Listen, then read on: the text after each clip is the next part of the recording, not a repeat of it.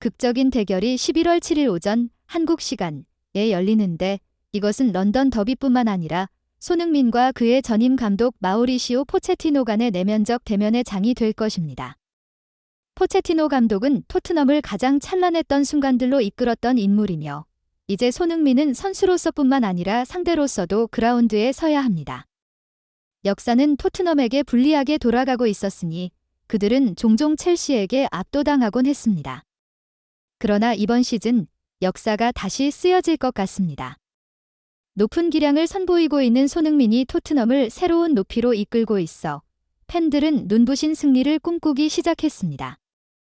그러나 토트넘 호스퍼 트레이닝 센터의 좁은 기자회견장에서는 부상 소식으로 무거운 분위기가 흐르고 있습니다. 우도기는 확실치 않은 회복 과정에 있으며 벤 데이비스는 연습 명단에서 제외되었습니다.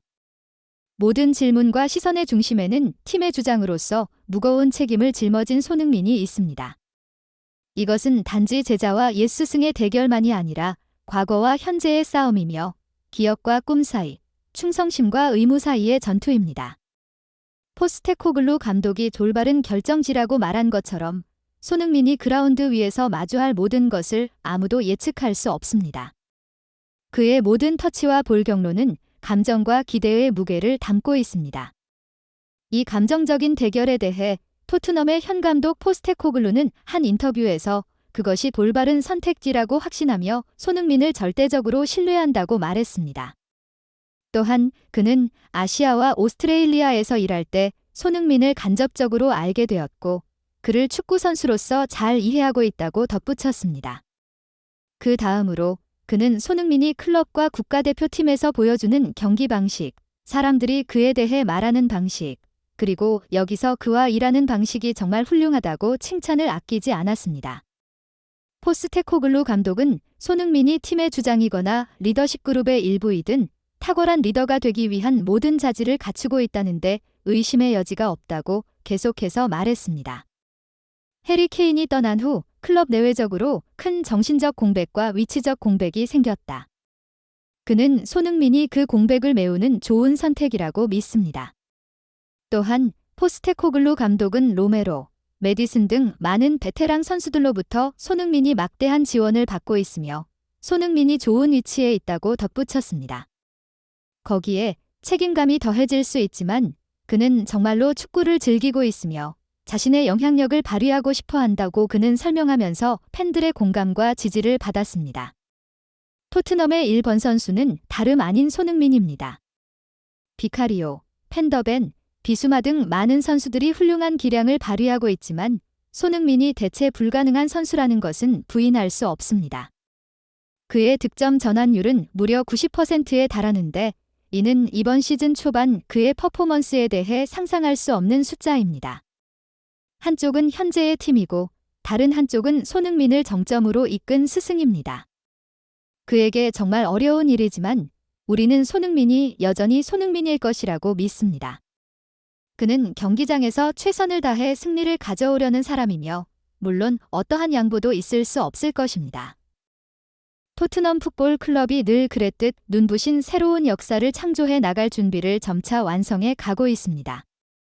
영국 프리미어리그는 한국 시간으로 최근 2일에 각 팀의 주요 선수들과 감독들에 대한 주목할 만한 명단을 공식 홈페이지와 다른 미디어 매체를 통해 확인할 수 있는 글을 공개하였습니다. 이는 이를 통해 각 팀의 업적을 기록하여 늘 공정한 경쟁을 촉진한다는 그들의 의지를 알리는 일입니다. 감독상 후보 명단에는 잘 알려진 4명의 감독들이 포함되어 있습니다. 아스날 풋볼 클럽의 지도자인 미켈 아르테타, 아스톤 빌라 FC의 우나이 에메리, 그리고 리버풀 FC의 위르겐 클롭, 그리고 마지막으로 토트넘 풋볼 클럽의 감독 엔제 포스테코글루까지 간판을 장식하고 있습니다. 또한 선수상 후보에는 총 6명의 선수들이 이름을 올렸습니다. 아스톤 빌라의 더글라스 루이즈를 비롯하여 브라이튼의 브라이언 음베모, 울버햄튼의 페드로 네투, 아스널의 데클란 라이스, 그리고 토트넘의 크리스티안 로메로, 그리고 푸짐한 라인업을 완성하는 마지막 후보로는 리버풀의 모하메드 살라까지 올려진 6명의 선수들로 이루어져 있습니다. 이번에 토트넘이 보여줄 전설적인 경기력은 프리미어리그의 전례를 새롭게 만들 수 있는 강력한 의지를 보여주고 있다. 토트넘은 국제적인 축구계에서 성과를 올릴 수 있는 긍지를 보여주고자 이번 수상시 프리미어리그 역사상 최초로 3회 연속 이달의 감독상과 선수상을 동시에 받을 수 있는 귀중한 기회를 노리고 있다. 비록 포스테코글루 감독이 토트넘의 책임 감독으로 부임한 지 첫 시즌임에도 불구하고 그는 이미 눈부신 성과를 보여주고 있다. 그의 지휘 아래에서 팀은 이전 감독들과는 차별화된 뛰어난 공격적인 축구를 전폭적으로 지지하며 한층 더 역동적인 축구 스타일을 보여주고 있다. 그의 공격적인 축구 지휘 능력은 손흥민과 신입생 제임스 매디슨을 중심으로 한 그의 공격력을 선보이며 그로 인해 팀의 방어력이 더욱 강화되었다. 포스테코글루 감독은 지난 8월과 9월에 이어서 또다시 감독상을 수상하는 기록을 세웠다. 그는 자신의 데뷔 시즌에 개인적인 뛰어난 성과를 입증하며 2회 연속 감독상 수상이라는 비관적인 예상을 뛰어넘는 데 성공하였다. 그의 다음 목표는 2016에서 17 시즌 안토니오 콘테, 2017에서 18 시즌 펩 과르디올라, 그리고 2019에서 20 시즌 클롭 등 이들 감독에 이어 감독상을 3회 연속 수상하는 것이다. 또한 토트넘은 선수상도 3회 연속으로 받기를 희망하고 있다. 과거 8월에는 메이슨이, 9월에는 손흥민이 각각 이달의 선수상 트로피를 받은 바 있다. 이번에는 공격수가 아닌, 그러나 그 가치가 결코 덜하지 않은 수비수인 토트넘의 크리스티안 로메로가 후보에 뽑혔습니다. 이는 토트넘이 백수에서도 안정된 성적을 유지하고 있는 것을 잘 보여주는 지표라고 할 수 있다. 프리미어리그의 장대한 역사에서 어떠한 팀도 감독상과 선수상을 동시에 3회 연속하여 수상한 적은 없다. 이러한 역사적인 순간을 기대하며 정해진 시간, 영국 현지 시간으로 7일 오전 9시까지 이루어지는 투표에 기대의 눈빛을 띠며 토트넘이 새로운 역사를 쓸 수 있는 가능성이 높아지고 있다. 프리미어 리그 우승 경쟁이 치열해지는 가운데 토트넘 하스퍼가 갑작스럽게 내부 분열의 조짐을 보이며 논란의 중심에 서게 되었습니다. 축구에서 단합과 팀워크가 승리로 이끄는 열쇠인데 일부 선수들이 자신을 드러내려는 개인주의적 경향이 우려를 낳고 있습니다. 비판의 소용돌이 한가운데 있는 인물은 바로 제임스 매디슨으로 사랑받으면서도 논란의 여지가 있는 팀의 중앙 미드필더입니다. 일부 팬들은 그의 탁월한 경기력을 칭찬하지만 축구 팬들 사이에서 매디슨이 개인 기록 중심의 플레이 스타일을 보이고 있다는 인식이 점차 확산되고 있습니다. 그는 공격을 혼자 마무리 지으려고 하며 유리한 위치에 있는 동료에게 패스하는 대신 자주 개인적인 플레이를 선택합니다.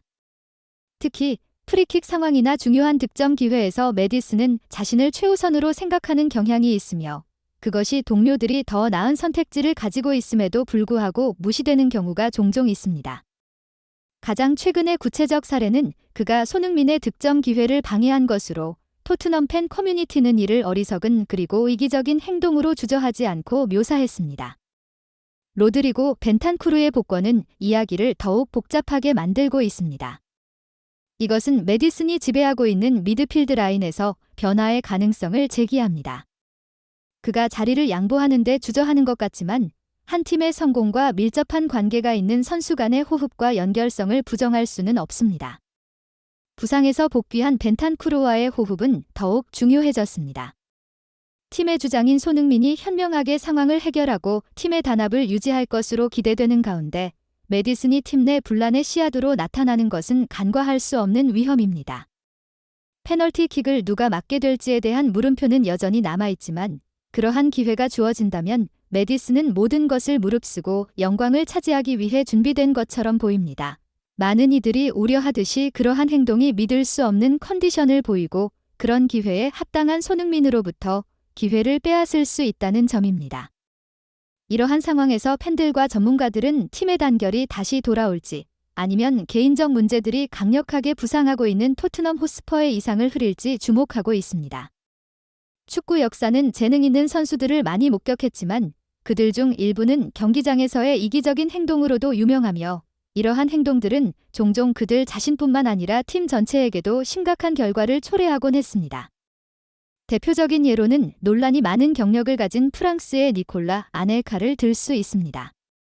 아넬카는 개인 기술이 뛰어난 것으로 잘 알려져 있지만 협력적이지 않은 태도로 인해 종종 비판을 받았습니다. 가장 유명한 사건은 2010년 월드컵에서 감독 레이몬드 도메네크와의 충돌로 인해 조기에 귀국하게 된 것으로, 이 사건은 아넬카 자신에게 영향을 미친 것뿐만 아니라 팀 전체의 불만을 촉발시켜 프랑스가 대회에서 참담한 탈락을 경험하게 만들었습니다. 네덜란드 출신 선수 웨슬리 스네이더는 인터 밀란과 국가대표팀에서 활동할 당시 자신의 이기적인 플레이 스타일로 비판을 받았습니다.